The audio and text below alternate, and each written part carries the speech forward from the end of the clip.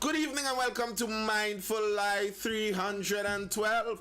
I am your co-host Nathan Springer, joined this evening tonight by my lovely host, Leora Springer. Say hi. Tell the people hello. And we're starting this evening talking about a song. We're in Soca season, the season where songs start to drop. So, once you're on the inside of the live, make sure you hit that like button, like over there on Instagram, double tap the screen.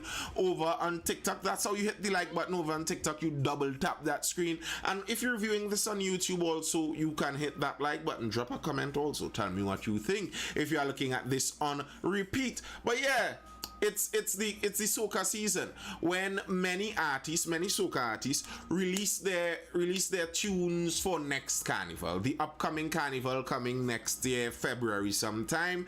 They release their songs from now. They release their songs from now so they could have some rotation so that people could gain some familiarity with the music. And by the time carnival comes around, people like which song they like, and maybe you have a shot at road march or being called into many different fetes. So you release your song, and some songs are being released, and people are having comments on different songs that are being released. One of the veteran soca artists, well known for many power soca hits throughout the years, but often criticized for occasional lack of lyrical depth. His name was called in a song by the inventor of soca, one Shorty I, when he was criticizing what some people were doing to his precious soca music genre. And I remember I can't remember all the lines he spoke about Iowa in that song, but there was a specific line where he said, Iowa, you bring our next brother called Naya, and he can't sing do, re, mi, fa, sol, la. Yikes. Whew. I remember that line very well. Why you bring our next brother called Naya, and he can't sing do, re, mi, fa, sol, la. I was like, ooh, my goodness, Shorty, you don't have to hit them so hard. But I don't know what he would have said if he was around right now, because Iowa has apparently outdone himself. His new rendition, Happy People, has, or probably is supposed to have, writing credit to one Patrick Castani. The late, great Patrick Castani. Because he was the lyricist who penned the national anthem. I hope they give the man credit.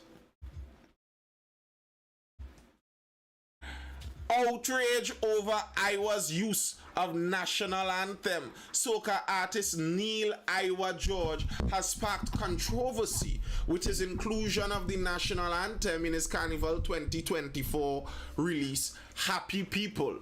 The song, which he co-wrote with Ken Marlon Charles, is 3 minutes and 16 seconds long and begins with a rendition of the national anthem. In the first place, what do you mean co-wrote with KMC? You mean you co-wrote the song with Patrick Castani? Like, what I think about the song, to me, I when it comes to things like that, I find the creativity lacking in something like that. To use basically the entire national anthem in a song, like, there are many people who have taken phrases, lines out of the national anthem. Together we aspire, together we achieve. You could take any line out of the national anthem and you make and craft a song and show that, there is some kind of creativity inside of this thing. But when you take the entire thing, it makes it seem like you're plagiarizing to some extent. Like, it feels nearly to me like, when you hear those local chutney songs. Well, I don't know how many of you know that. But when you hear some of those local chutney songs, and then you go and take in a little Bollywood movie here and there, and you recognize these local chutney singers don't write squat. These fellas singing over all the nice Bollywood music. Nearly word for word, rhyme for rhyme, and that's why the words don't make any sense. Jep sting Naina, and who is Naina? The reason that line doesn't make sense is because he's trying to force some English words into a Hindi phrasing to steal the people's rhyming scheme.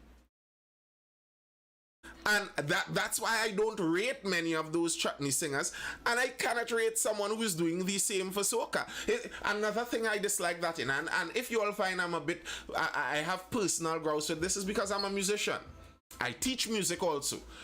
And these things bother me. Like, another one that bothers me, the Caribbean has a tendency to take every popular pop song, throw it on a generic reggae rhythm, and sing back word for word, line for line.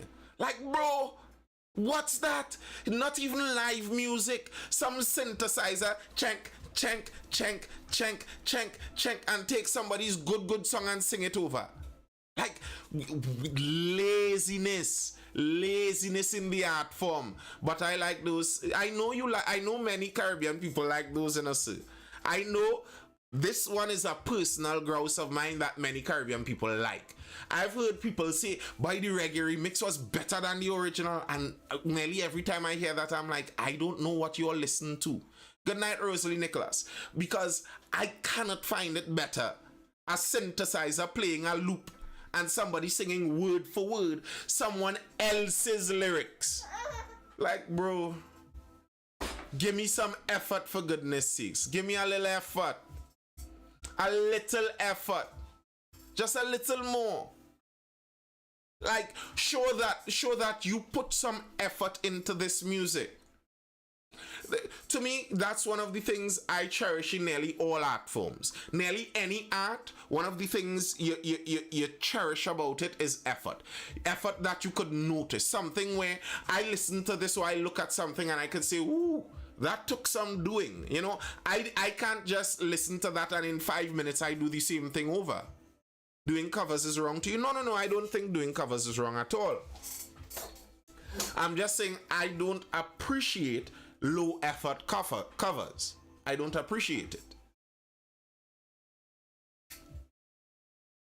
Paul was right. Trini's majoring in mediocrity again. Soca. Yeah. I really dislike this thing. I really dislike this thing, and so often in the Caribbean we see this in so many different genres. Sorry. Like, we are very much okay with remaining at a mediocre level. We're perfectly fine with remaining at a mediocre level, not attempting to strive for excellence. And I don't like that.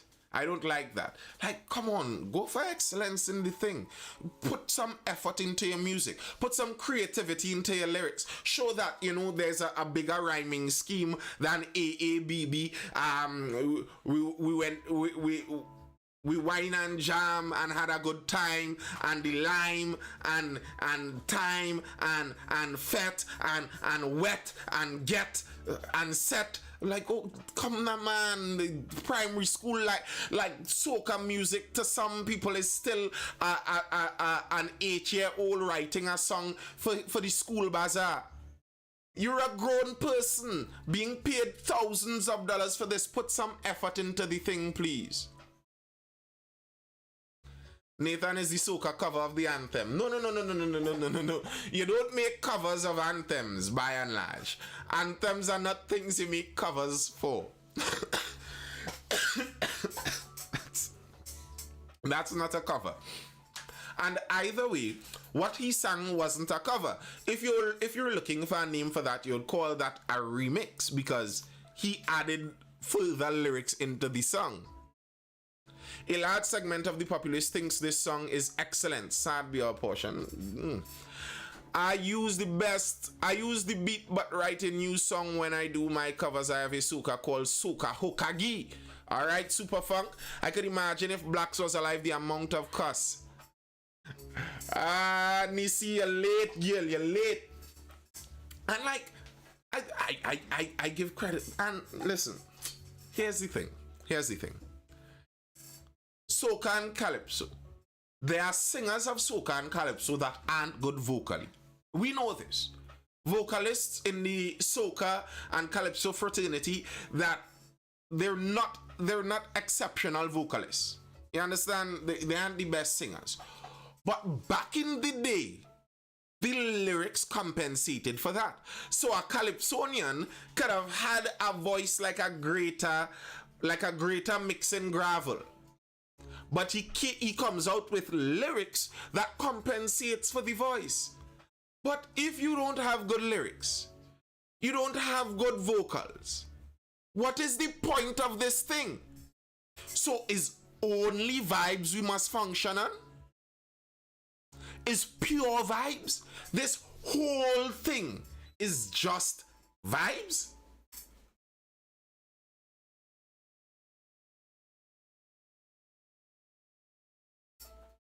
Jeez.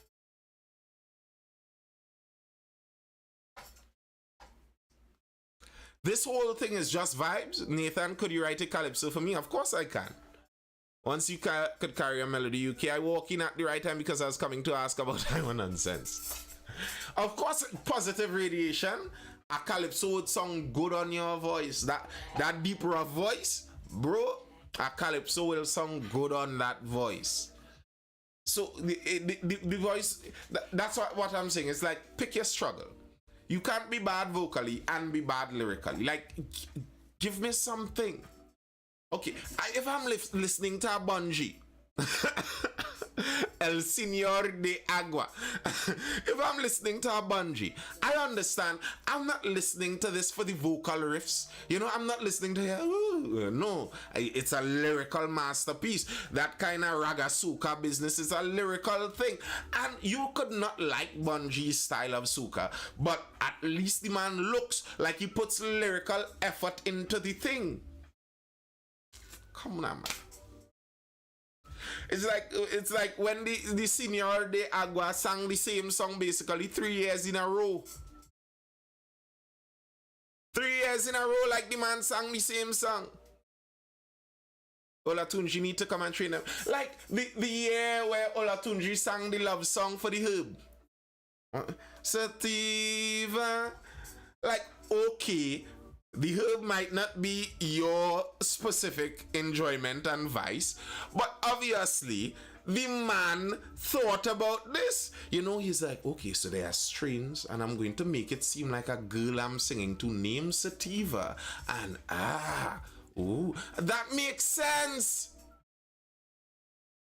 David Rudder is the lyrical king. You see, this is why David Rudder could rightfully be given the title of King David.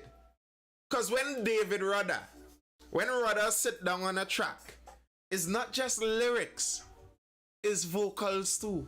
Like, can you imagine we as a country went from lyricist vocalist combination of David Michael Rudder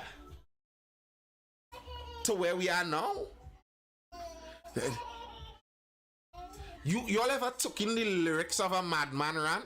Like, not lying to y'all. Occasionally, I still pull up a Madman rant and just play that to take in the lyrics of this thing. Like, hey, this man was spitting. And then, on top of that, you try and sing along and you recognize, whoo, not only was he spitting, he was spitting in a key that is not exactly easy for everyone to sing.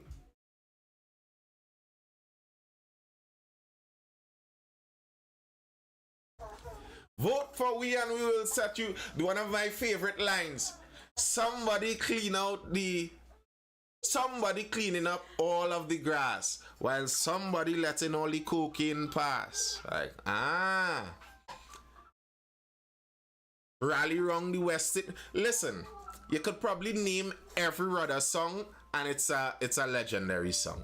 There's a reason the man could perform a full-length concert. Like, certain certain royalties of water, you know, certain seniors de agua, if they advertise a 3-hour show where, you know, they come and give their full what you call that, their full discography, yeah.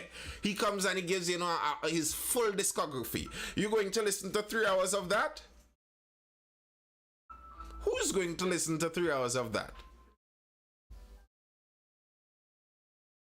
He has a great catalog. So you would go and take in 3 hours of the catalog and discography.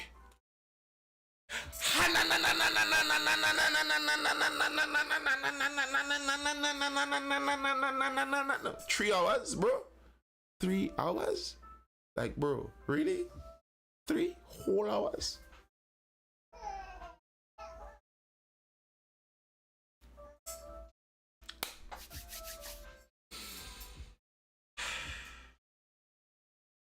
I mean, you like what you like. You like what you like, but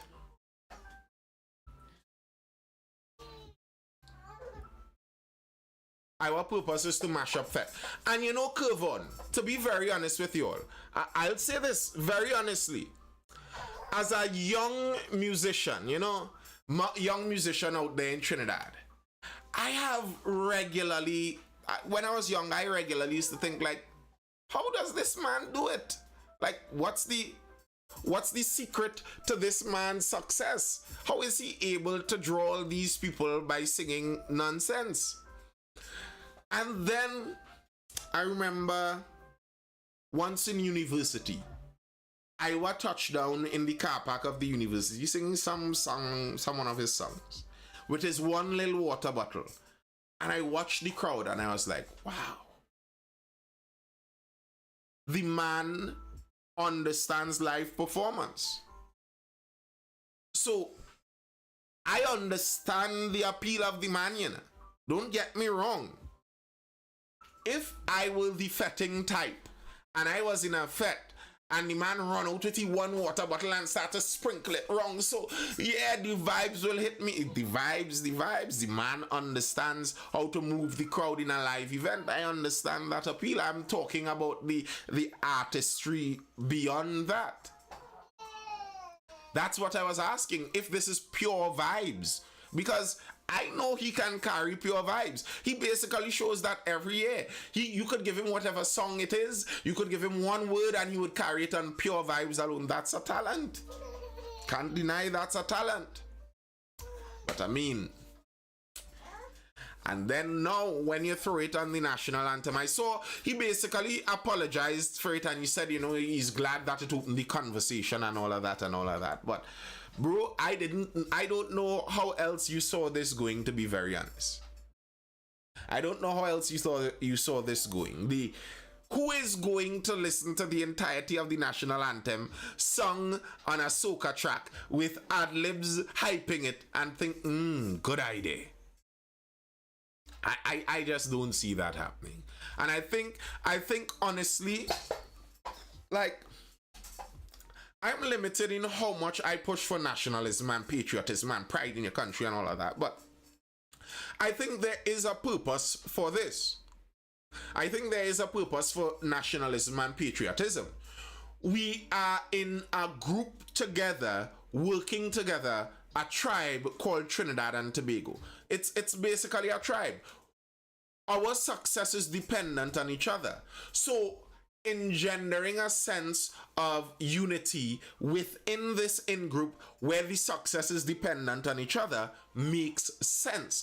And if we see someone is doing something deleterious, something that will damage the in-group cohesion of our little in-group of Trinidad and Tobago, then that's a bad thing too.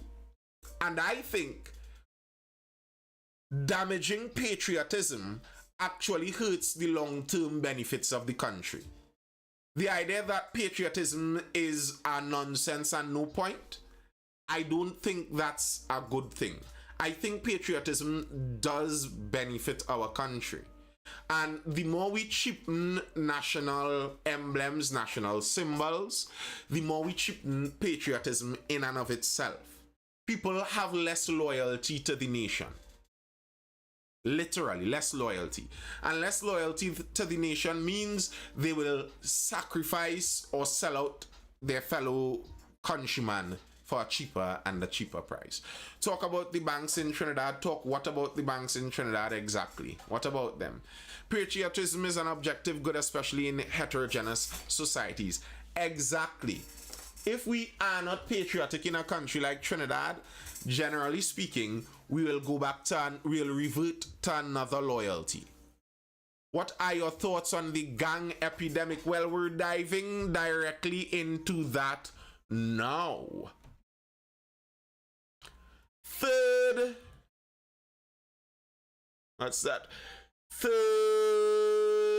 man killed outside police base in a week.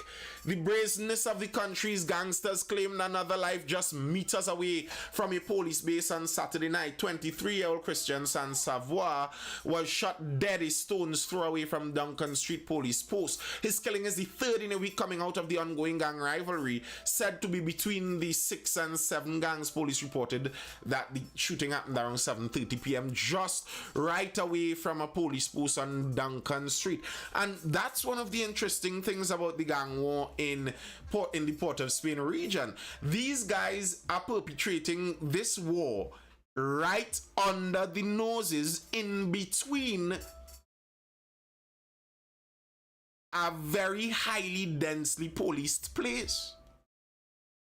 A drive-by shooting behind a police station, a drive-by shooting next to a police post, a killing of a man right as he leaves a police station. These things are happening right within the grasp of the police, right under the police noses. That's a scary thing. It seems like the gangs in Port of Spain, the main gangs, operate with impunity and the police cannot do anything about it. Allegedly, several of the high-profile members of these gangs were all taken up last Thursday. 6 and 7 members always on social media. Well, yes, they are. Allegedly, they were taken up on Thursday. And then out of that, allegedly, gang truce. Rasta City 6 agreed to end bloody reprisals. A peace agreement has been reached between the reputed gang bosses of the 6 gang and the Rasta City gang following a wave of savage killings between the rival gangs along the east-west corridor that has worsened in recent weeks. Rasta City gang is also known as the 7 gang in a way that's actually a case for rationalizing police funding. Over the last 48 hours, with the help of senior police officials, officers from the Port of Spain Interagency Task Force said they were able to arrange a peace deal between the gang bosses to stop the bloodletting. Both leaders we spoke with told us they both wanted peace and in turn sent messages through their mediums to also give each other reassurance that they wanted peace on the street, an IATF police officer told the Express yesterday. Well, first off, Mr. Officer, the plural of medium is not mediums. The plural of medium is media. So they sent messages through their own media to give that, but yes. And this is very interesting. This is extremely interesting. They can't be arrested using the anti-gang legislation. Their lawyers got to be top-notch. Well, good question, White Leather. Good question. Because it seems that the police are unable to legally deal with these gangs. They have to negotiate with the gangs as if they're negotiating with foreign powers. Does anyone know why they fight in the first place? Well, the the general reason they fight is power. But if you think about it, sir, I always say this. These men are running businesses, basically. The 6 operation, the 7 operation, Rasta, whatever, is basically a business. It's a money-making enterprise they are running. Whatever different means they have of making money, the general idea is to make money. Now, if in this business, because it's an illegal business, it's a criminal enterprise, because if in this business now you run into some problems, you cannot call the police, you cannot go to the court, you cannot call your lawyer to sue the offending party, because it's outside of the bounds of law. So you have to deal with it outside the bounds of law. And in the general business sphere, businesses always compete with each other. And regularly, they may even do each other things. They may regularly do unfair things to each other. There are more than one baby stores in Shogunas, more than one men's clothing store in Shogunas. And some of them may advertise directly against each other. Now, if you're in the legal sphere, what you do against that is, well, you try and sell better than the other one.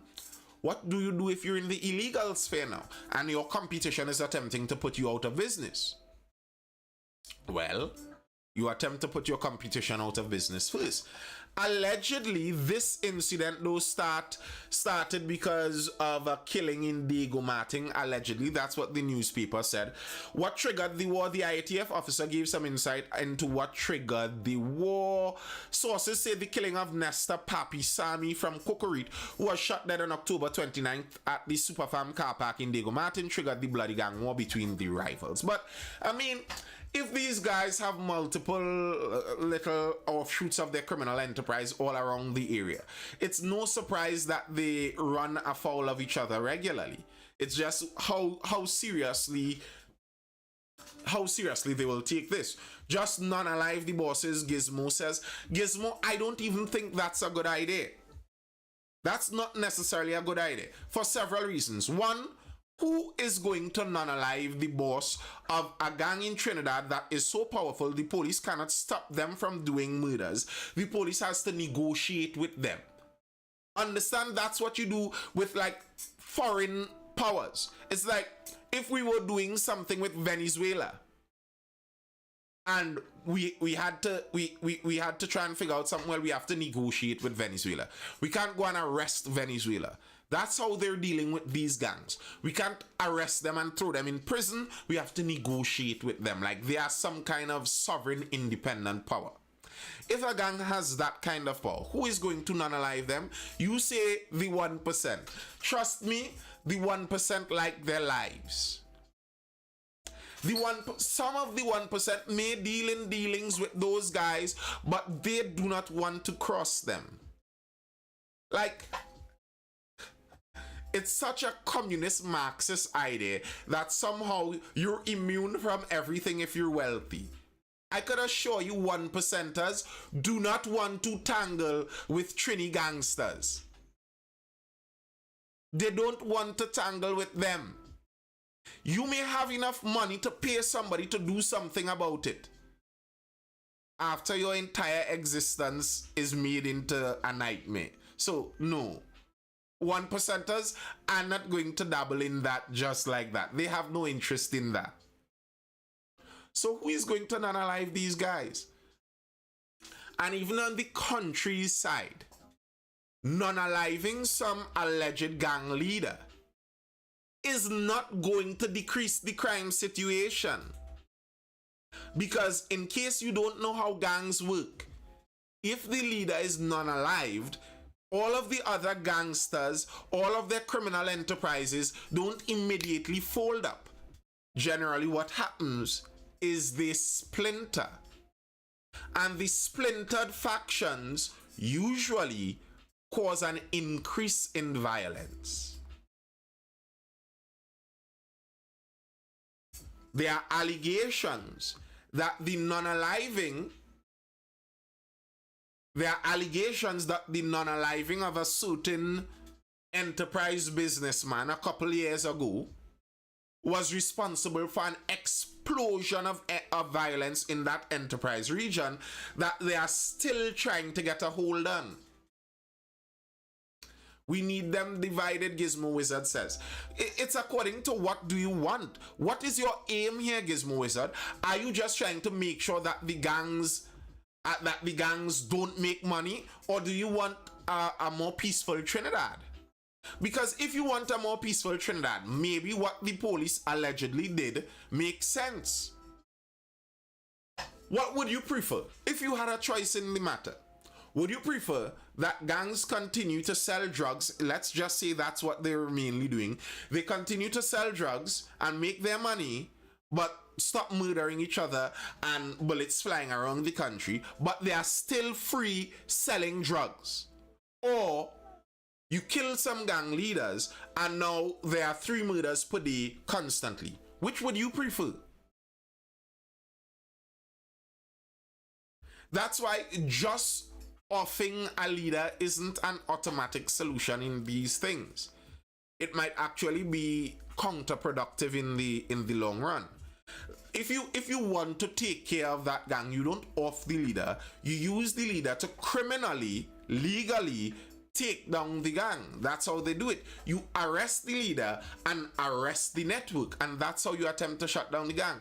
Just removing that leader, you're going to do a whole Hydra business there and create a lot of violence in the place. It doesn't work like that. It just doesn't. And especially if the conditions that allowed the gang to be to prosper in the first place, if those conditions are still there, removing the leader is going to do what? They're saying that the 7 gang is allegedly the Rasta City gang. I don't know how old all of you are, but that Rasta City group isn't a new group. In some form or the other, that one group may have been around for upwards of 20, 30 years, functioning continually with a structure and hierarchy. That's not a fly-by-night group. Good night, Kremak. That's not a fly-by-night group. But if indeed the police did wager, they were the negotiators, broker. They did broker this deal. If that's true, as positive as it might be for the murder rate and violence, I think that's a scary precedent. That's a scary precedent where criminals must be negotiated with instead of arrested. But nothing is wrong with that. What's scary about that? If criminals in the country, once they reach over a certain level, I'm aware, Kremak, once they reach over a certain level, if criminals in the country, once they reach over a certain level, cannot be arrested, but must be negotiated with, don't you find that a scary prospect?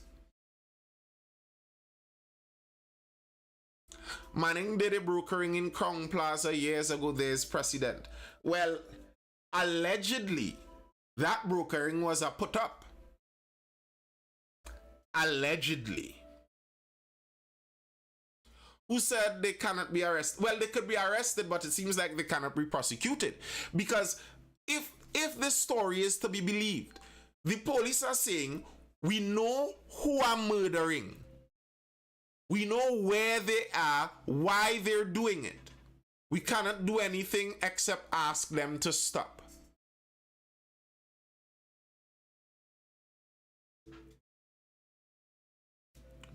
It's not what you know, is what you can prove. And exactly why it's scary.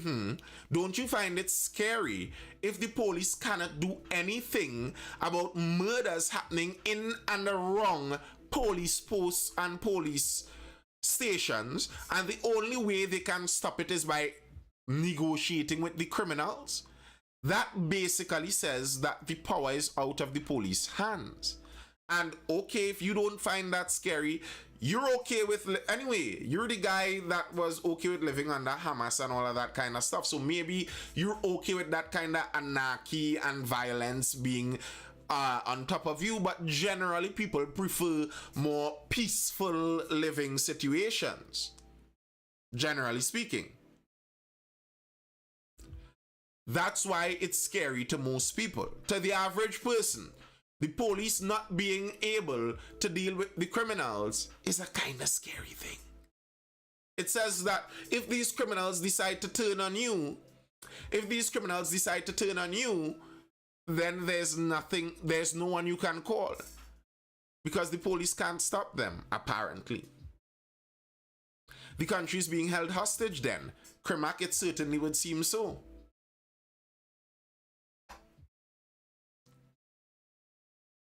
Kermack, you walked through Kelly Village recently. I heard Kelly Village was under stress from those things. And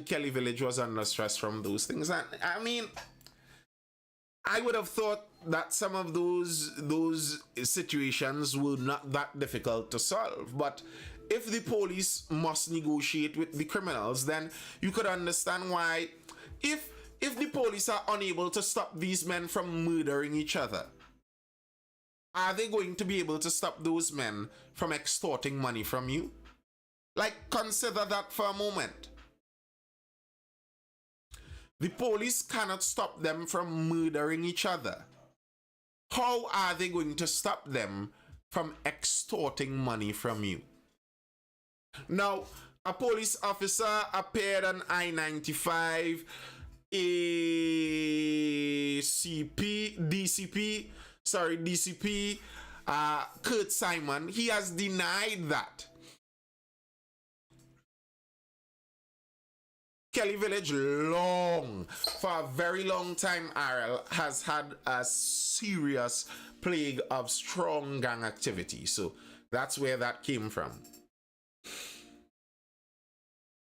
Nathan, do you think public gun ownership is going to help decrease gang violence? Yes, I do. I do think that.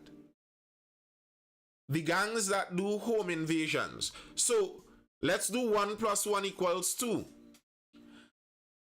The BMW that was used in the shooting on St. Paul was stolen in a home invasion from the Bamboo.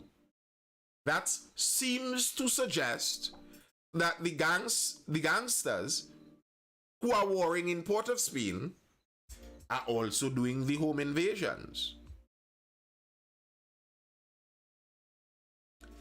If these gangsters, when they go 4x4 into a community like Bamboo, all of the Bamboo residents are armed. There's no gang that wants to war all of the Bamboo residents. Like, the bad boy talk is talk. And as I regularly see, when it comes to arming a population, if we had to bet, the people who would be the most trained, as in the most regularly go to the range and practice firing, and their target practice is on point, the people who have the best well taken care of equipment, as in there would be no jamming, everything is running well, oil click clap, you know, who would be the people in the society who would be like that? Fathers. The responsible men of the society are the people who are going to be like that. Not the 19-year-old gangsters. They are the ones who are doing this and pelting the bullets out the gun. That's why they have to shoot 55 shots before they kill their target, generally. So an armed populace, I do think, is going to be a deterrent. Remember, our society is not the best. Facts, Kermack, that's a fact. That's a fact. But nonetheless, I still think it would be a benefit, because as it stands right now, the police service seems to be saying that we don't have the solution to the gang problem. The police says, we know these guys have guns and we cannot do anything about it. But here's what we're going to do. We're going to insist that the regular law-abiding citizens don't own guns. The only people allowed guns are us, the police, and the gangsters who we are afraid of. What? How does that make sense? How is that a reasonable proposal? Because that is the situation as it currently stands. And although the DCP is denying that police may have brokered this deal, people would struggle to believe that, because another officer was speaking on a specific show and he was talking about a gang and was saying that if the leader of that gang cannot control his men, then he needs to be removed as leader. That's a very strange thing for police to engage speaking about. Like, you would think the police would be speaking about dismantling the entire gang, not selecting who runs the gang.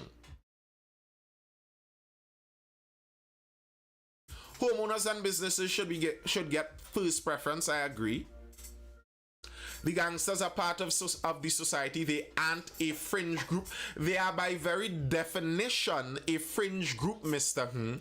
By the very definition of what you're saying there, they are a fringe group. Plenty business owners involved in gun running. That's irrelevant to the issue. That's the irrelevant to the issue. Mr. I find you are a bit of a criminal defender, eh? A bit of a criminal defender. Like, every time you speak about doing something to dismantle the criminals, it's always, but look at this and look at that, and well, it have some other criminals there, and it have some, well, okay, grand, they are there, but right now, these guys with the guns are the problem.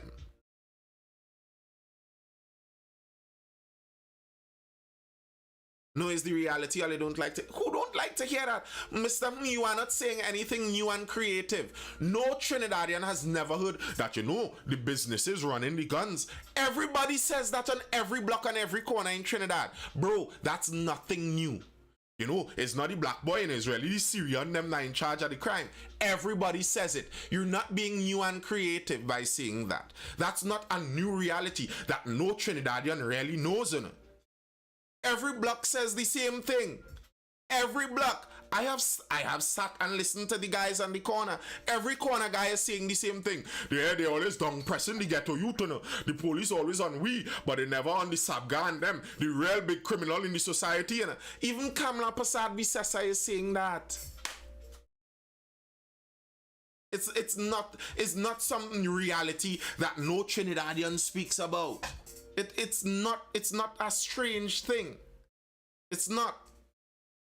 In fact, to me, I find more Trinidadians go down the direction of excusing the criminals by saying some nefarious, nebulous, mysterious, dark character behind the curtain is really to blame. Not the little black youths that you see there, don't point the finger at them. But unfortunately, they are the ones locking people's necks and shooting them. What's the topic tonight?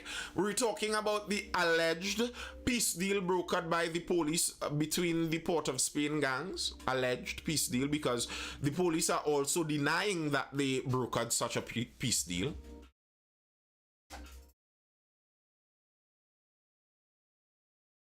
And, like, there are two ways for me to see this to some extent. The pragmatic way. But it's the same businessmen who complaining that paying the same criminals to do dirty work for them. That is not true. You do not know all the businessmen. There are businessmen who wake up early every day, go about working very hard, and now have these pests annoying them and harassing their daily life. You see, this kind of nasty, envious, jealous thinking that every businessman who is successful and is now being pestered, he has it coming. He must have done something bad. Is the businessman who paying the criminals and now the criminals harassing him? No! Some of those businessmen are honest, hard workers and the criminals are just nasty pests. That's the reality. Always looking to excuse these pests.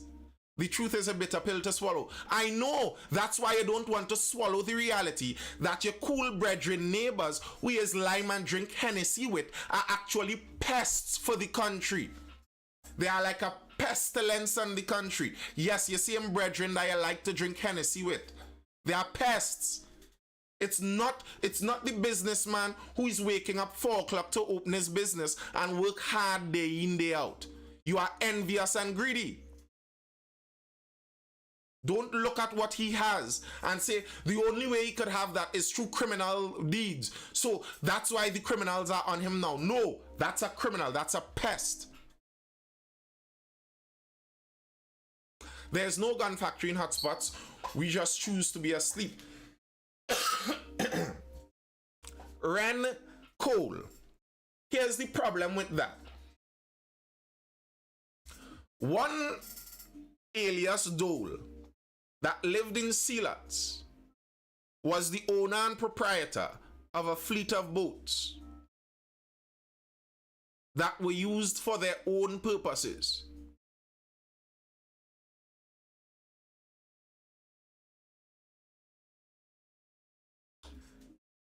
There have been investigative pieces where these gangsters in anonymity have said plainly that they bring in guns through the legal ports. They don't have to get any Syrian or 1%er or businessman to try and hide it and cover it up behind his goods in a barrel, in a container anymore. Haven't you seen the busts that happen at the warehouses? It's not hidden behind the snacks. It's not hidden underneath the businessman's goods. It's in a barrel by itself. All guns. Like the racism of low expectations here, where somehow black people are too dumb and poor and incapable to be sophisticated criminals all on their own. Black people could only be dumb criminals. The sophistication in their criminality must come from exterior. I said more things than Syrians. Listen, I said Syrians, businessmen, 1%ers. I said multiple things. It's a racism of low expectations. I am not racist. I believe in my black people. I believe in black people so much. I know black people are so intelligent. I am sure that they are capable of being sophisticated international criminals all on their own. They don't need help from outsiders. RL says 1% have been earning wealth for almost a century. I seriously doubt they're taking those risks. Nah, a 1%er risking his entire $1 million fortune to bring in 5 guns for the bad boy on the block. Right. A lot of these things, these guys are criminals and bad all on their own. They didn't need any help. And excusing them doesn't help them. Excusing them doesn't help them. Saying it's not his fault. You have to understand the situation and understand. You have too much understanding. That's your problem. Stop understanding. That's what you need to do. Stop understanding. Get ignorant about them for a while.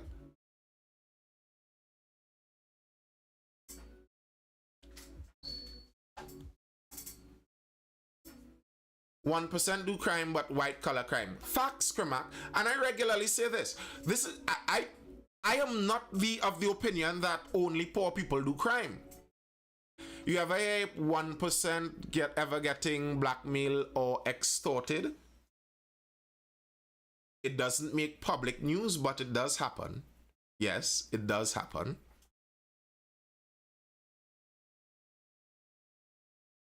The thing I say about crime, with the 1% and doing white collar crime, etc., I don't believe that money makes you honest and lack of money makes you dishonest. poverty doesn't make you an immoral person. Poverty doesn't make you a bandit. It's not that poor people do crime. It's that if you are poor, the kind of crime that you have access to doing is limited. A poor person does not have access to the resources to start a multi-billion-dollar Ponzi scheme.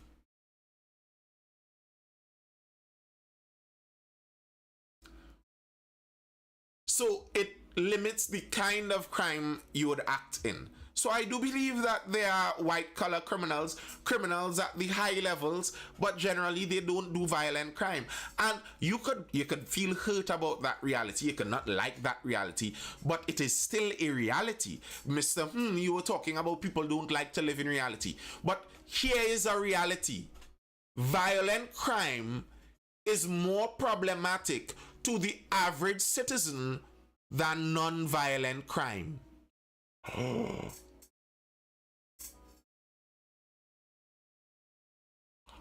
You know that? You know that? Violent crime is more upsetting to the average citizen than non-violent. What's so shocking about that, Nathan? I don't know. I have to be shocked too. I have to be shocked too because it seems like people in society are shocked about this. That people are more focused on the violent crime than the white-collar crime. They say that, we're only focused on the poor ghetto youths and what the poor ghetto youths doing. But the poor ghetto youths doing violent crime. I guess that shocks some people. That, the violent crime draws more attention.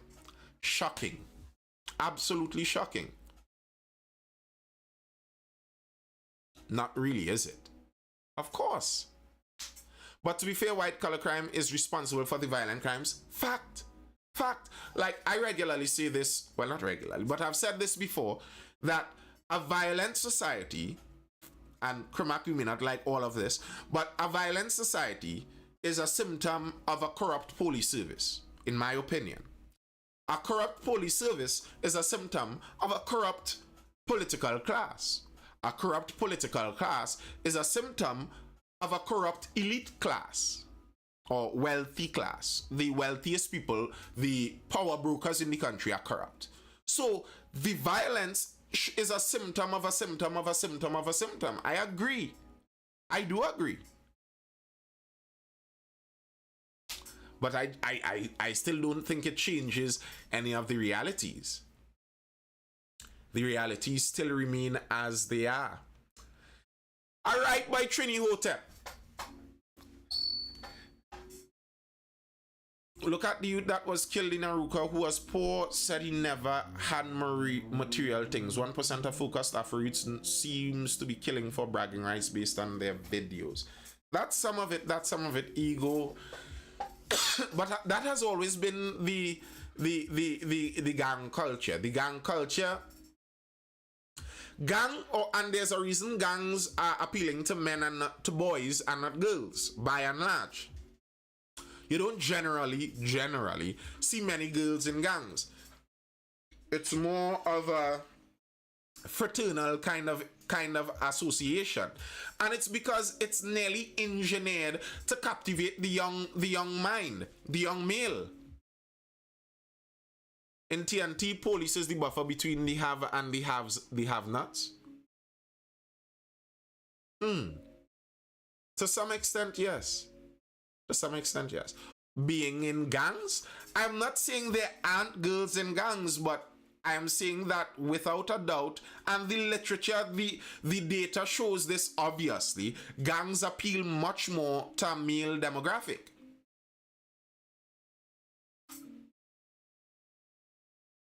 Well, yes, Kramak. I'm not denying that there are criminal women or gang associates or the gang bunnies there who are with their associate. Because many young women like powerful men, and the men at the top of gangs generally seem to be powerful men. So, yes, but I'm talking about the gang in and of itself. The gang itself, not the associates, the girlfriends, the hiders, the stash houses and all. The gang itself. It appeals to males, young males, because it creates an association, a group, a hierarchy that appeals to the young male mind. And especially in societies that are becoming more and more effeminate, they are attempting to feminize these young men, bringing a set of girly little boys up. These little boys, no surprise, they kick back and join something as masculine as they could get, a hierarchy of violence in a gang.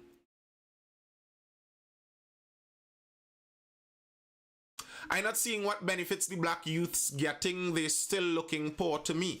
Well, Derek, you have to think a little deeper about it. Think of yourself as being a black youth in a situation of like that. Most of them doing it to impress the girls. I will say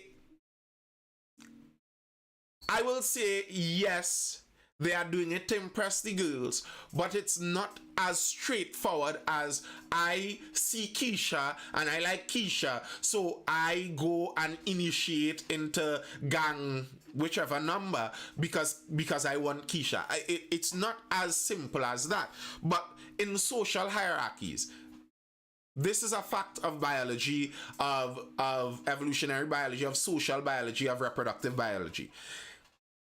Women generally choose the top of hierarchies. So if you have for example, careers are hierarchies. So the law fraternity is a hierarchy. You could climb the law fraternity and be at the top of that. The police, that is a job. There's a hierarchy there. You could be at the top of that. You look for most hierarchies where males are there, and any hierarchy with males at the top, the males at the top generally get more women. Now, this isn't something that people actively think of like that, but male success is related to reproductive success. And if you are in a community now where you don't have many options to climb the ladder to show yourself as being proficient at anything. So this is why they talk about sports in those communities. If I can offer this boy If I can offer this boy a similar upward hierarchical movement inside of football, where he could join football, get better and better and better. Soon he could play for a club, maybe even make it to nationals and make it outside there. There's a route to take to success here, which would in turn make me look good to my compatriots. If you give them that option, that's good. That's why giving option is a positive thing. But if they don't have that option, or if in their mind it seems like the best way, the best method for me to get any kind of elevation in my status within my sphere, any elevation in status within my sphere is in this gang, well, why wouldn't they take that route? And then, is there any surprise then why you could get these 17-year-olds to perpetrate the most blood-curdling murders and crimes because they are looking for elevation in the only hierarchy they have access to? There's nothing else for you. Now, I don't know how many of you have listened to Dr. Jordan Peterson speak about some of these things, but hierarchy, especially when it comes to males, is very keen on the male psyche. He goes back to speak in evolutionary terms about lobsters, where if a lobster is deposed in his hierarchy from his position, he could get depressed and go off wandering and end up dying on his own. If a young man has no route to elevation in status, very likely you're dealing with a depressed, anxious young man. That's how we orient ourselves. Peterson, not Peter Jefferson, Jordan Peterson. That's how we orient ourselves in hierarchies. Seems like we'll never be able to fix the problem. We are not all created equal. That's a fact too. But here's where I think the solution to some of those problems might lie. Provide as many avenues for hierarchical success as possible.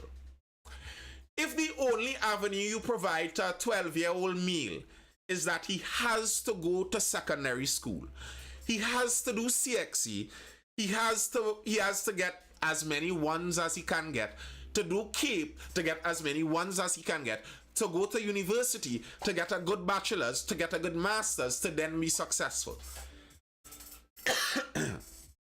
If that is the only route you offer to a young man,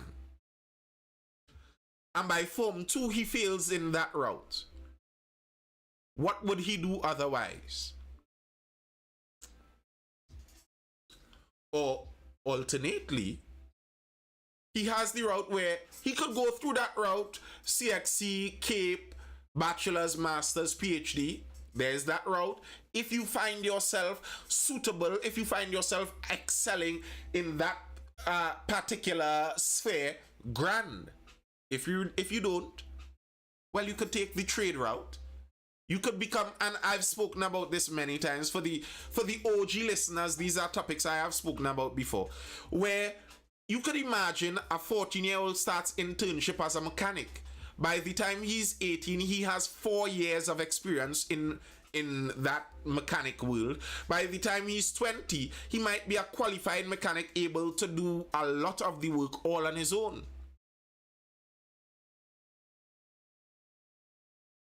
And remember, what we are talking here is status in a hierarchy.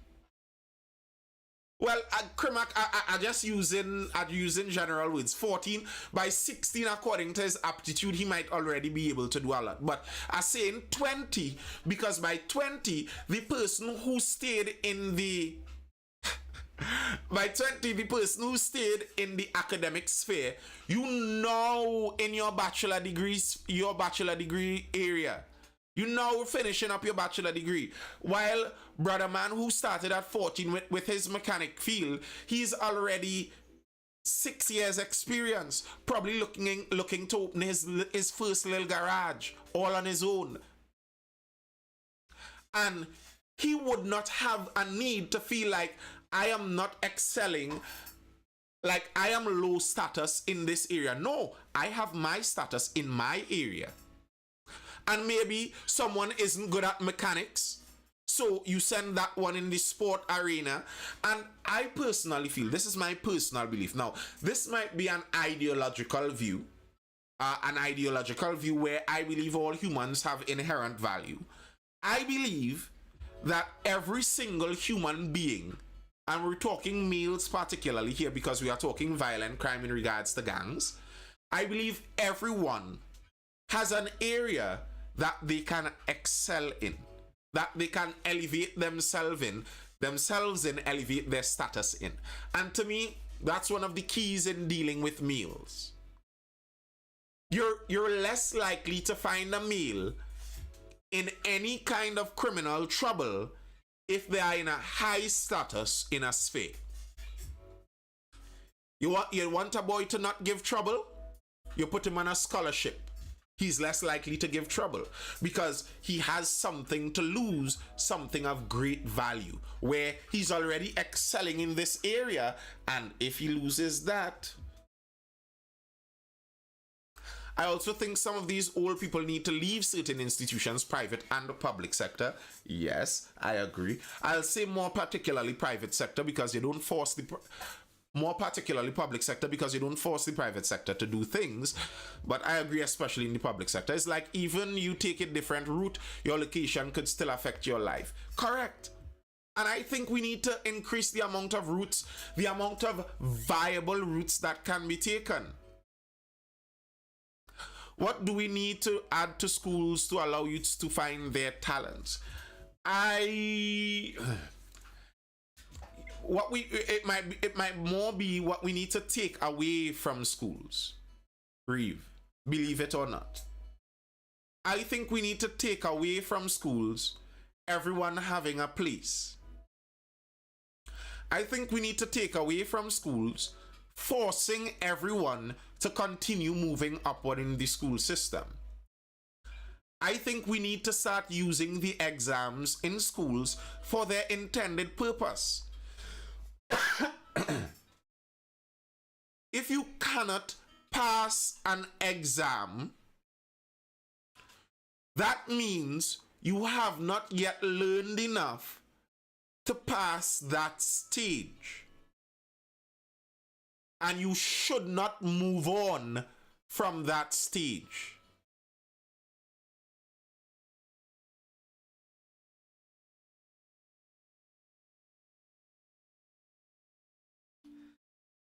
I think we need to keep more people down and skip more people's standards. And you see how people don't like the idea of prestige schools and stuff? We actually need more stratifying of schools. Get all those students who could get 99.9% in maths, put them in one school and send them to the moon on maths. And the students who can't get over 30 in maths, put them somewhere else, give them remedial maths so they get enough maths to save their life, and send them in a different area where they can excel.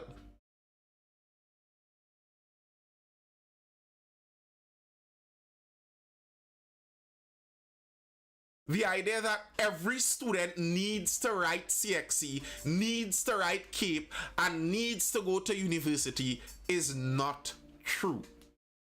And I actually think if we stop forcing students into some of these systems, the parents of some of these students would find more suitable alternatives for them.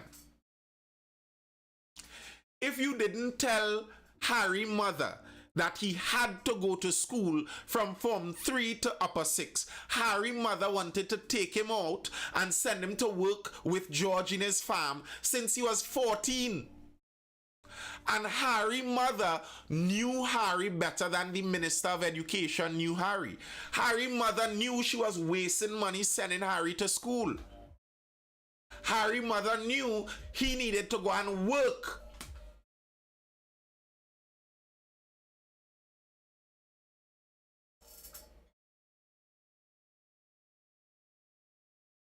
If you can't read or write, society says you have failed. There is no system in place for dyslexia. Derek says some people making more children that will get lost in the system. Stephen says because our local school system is outdated. Santos says, by the way, I'm an assistant professor. Nice to meet you. Ariel says an average degree in America is about 100,000 US. People are so much in debt for their degree they have to perform. And a lot of people, the US is a poster child for some of this. A lot of those people weren't supposed to go and get any degrees. Like sis, you didn't need a degree to learn about the Pygmy tribe and the Aborigines. You didn't need to go and put yourself in $150,000 debt to learn about that. Pull it up on the internet and read a book. But then how would Harry know he was good at studying history if his mother took him out early? Here's what I think is more likely, Reeve. Here's what I think is more likely. I think it's more likely if Harry's mother, who knows Harry better than the system would, took him out and sent him in the farm to work. Harry worked and reached 20. At the age of 22, Harry has money all on his own and his mind has settled. Because many boys, many humans, their prefrontal cortex sometimes isn't fully developed until 25. Sometimes your brain isn't settled. There was a study that showed many violent young men, if you took them and put them in prison until they were 25, you got rid of the violence. They settled by the time they aged out of some of their violence. So Harry could work when he reaches 22 and he finds himself a bit settled. He recognized he always had an aptitude for history. And with his own money and his own motivation, now Harry could go to university and get his own degree.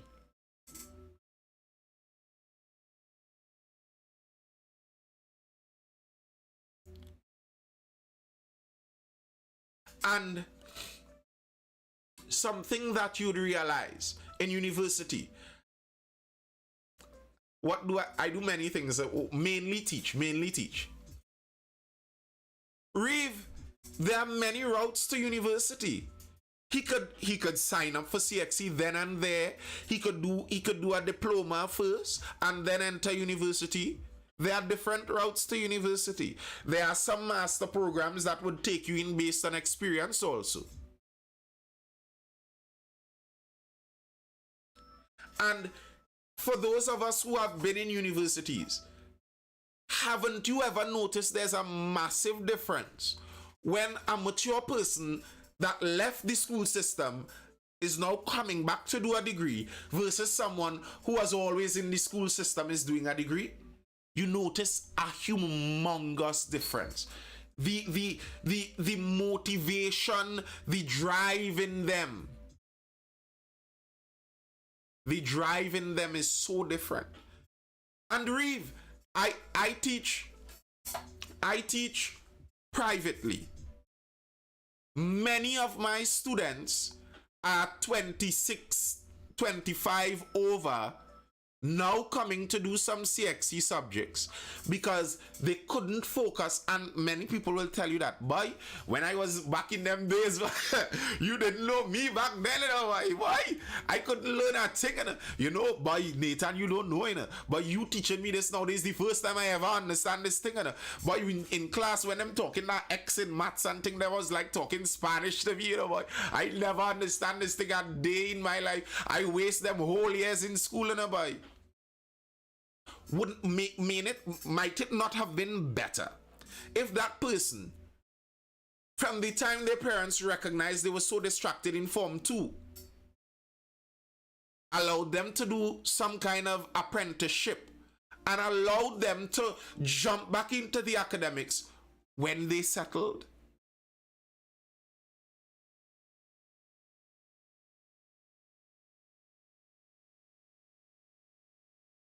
I think that would just be so much better.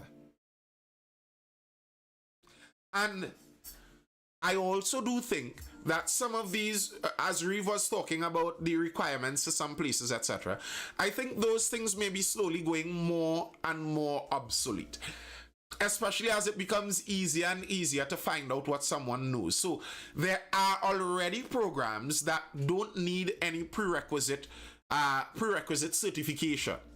There are jobs that are taking more and more people now without university degrees, without checking any prerequisite certification. If I want to know if you can do my job, I'm going to check if you can do my job. The internet is able to show me a catalog of things you have done already before. It's like me. I remember I made this point before. I have 300 plus hours of me speaking. If someone wants to hire me for public speaking or to speak at an engagement, do they need me to bring qualifications in speaking? Or are my qualifications online?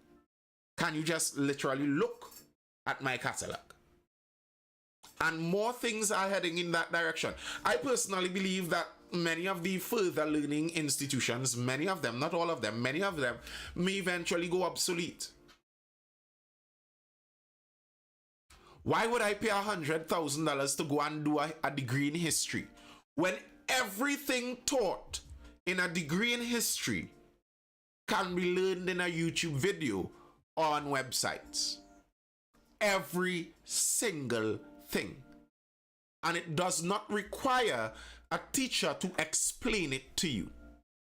Now, engineering, medicine, such things, you know, that might require a little more nuance and explanation, and you may never get away from further education for that. But certain things, I do think they may be moving away. History doesn't change, or does it? We made a huge mistake to close down the trade schools. We need to bring it back. Facts. But Nathan, education environment is not about just material, but how to learn material. Also very true. And that's why I think some of these universities may be heading towards obsolescence. Because I think some of these higher learning institutions are losing just that, Santos. They are losing that education environment that they once had. Universities were at one point in time that area where you went to stew. You went to stew in the source of higher learning.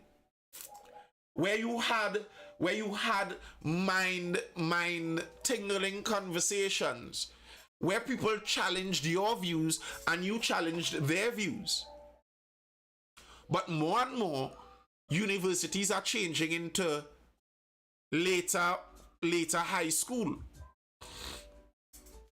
I was sitting in UE 2 weeks ago and just looking at the students, and I couldn't help but be struck at how much they looked like Form 1s. Looking across at UE. At one point in time when you sat in UE and you looked across at UE, it looked like a school of adults. But now you can't help but notice a kind of immaturity in everyone there. I remember when they removed the bar from UE. And I am not saying that you should have a bar for college students to drink. But I think that was symptomatic of something. That was symptomatic of continuing to treat the students as children. Many modern university students expect their professors to be like their teachers. Your professor isn't just supposed to lecture you. You want your professor to teach you.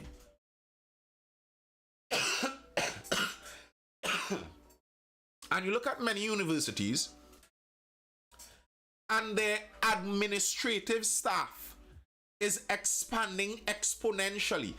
Their teaching staff isn't expanding. Pull up the statistics of universities around the world. The teaching staff isn't expanding. The administrative staff is expanding. Because they need to take care of the students more and more. No, they need a rep for this. They need an assistant for this. They need a guide for this. They need a counselor for this. These are grown people. These are adults. In Trinidad, the drinking age is 18. Nobody should be telling you whether you should drink or not. You're an adult. You're supposed to be able to, at 18, you pick up your Jaji bundle, go off into somewhere, and start your family on your own. That's where we're supposed to be training you. But currently in the system that we have, it seems like the training is set up that a person is only independent by the time they reach 30. Our target for independence is 30. While our ancestors living in swamps around the world were able to be mature by 16 and 14 in some cases. Our target right now is 30. You will be an adult by 30. The university gets better reviews plus money the more they cater to students. Fact. And that's why I think to some extent free university may have been a problem. Because what free university means is that every student is a potential money bag for the university now. Now the university has an incentive to try and attract every student. And the truth is, that's not what a university is supposed to be for. Every student doesn't need university. And if the university is attempting to contort itself into an institution to attract and keep every student, it will fail.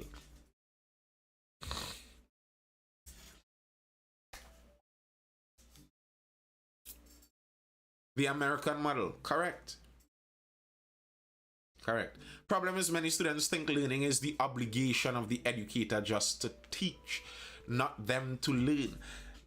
Fact, Santos. And I think, again, a lot of that can be placed at the feet. A lot of that can be placed at the feet of the educators and the system directors who create that kind of dependency in the system. They train the students in dependency as they grow. Anyway, people, hey, Hotep, we didn't really get into Argentina. Tomorrow we'd have to talk about that. But that's all I have for now, folks. I hope you guys were educated, informed, or entertained. The battery dying, that's why I say. I hope you guys were educated, informed, or entertained. I am Nathan Springer. This has been the Mindful Live. Any further comments or questions? They largely have two categories in modern schools that care about students to get more money, and then what? The classical model. After all that, how do we judge success in this society? Well, I guess it might be according to who you ask.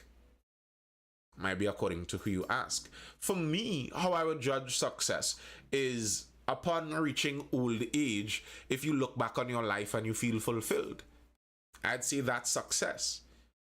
And so success at the age of 30 to me is thinking when I reach 90, looking back from then, would I be happy with what I'm doing at 30?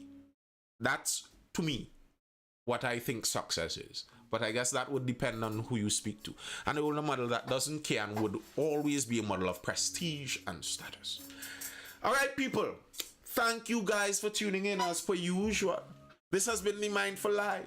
I am Nathan Springer. I'll see you guys again for the next Mindful Live tomorrow evening starting around 9 p.m. Today we had a very late start due to various other unforeseen circumstances. But I will be here again tomorrow night. Until then, people, hold it on. As I said, I hope you're educated, informed, or entertained. I am Nathan Springer. I'll see you guys again for the next one. Peace. I'm out. Bye.